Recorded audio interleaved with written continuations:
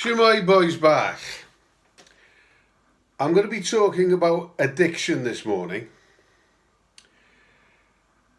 Drugs are the hugs that we never had. I'm sat on a creaky chair here, so you might hear me moving back and forth, so that's my little proviso for this video. I'll try and remain in one position. The old creaky chair. Addiction. I am an addict. I was addicted to alcohol. I was a binge drinker on the weekends. I replaced that with cannabis. I was a very heavy user of cannabis at one period, hence leading to a drug-induced psychosis in Amsterdam in 2005. I haven't worked in the conventional sense since, hence labelling myself an anti-work warrior. Now, did I become an addict because of my undiagnosed mood disorder? I'm still sort of questioning these labels that are given to us. So the first label, and I only found this out many years after the diagnosis.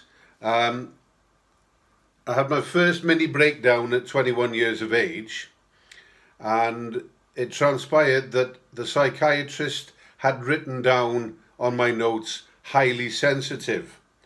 Now, I didn't know that for many years, and I'm not sure how I found out afterwards, but highly sensitive was what was written down. On my second, more dramatic breakdown that ended with a prison sentence in Amsterdam. I'm not plugging my book, obviously, but Amsterdam's been in the news this last week. At 39 years of age, so there was an 18-year gap between my first breakdown and my second breakdown, I was given the label bipolar disorder, manic depression in old money.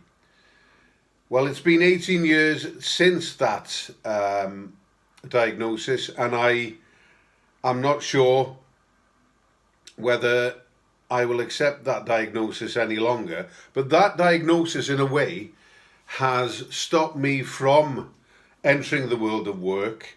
I have stopped myself. But I'll go back to the title of the video. Drugs are the hugs that we never had.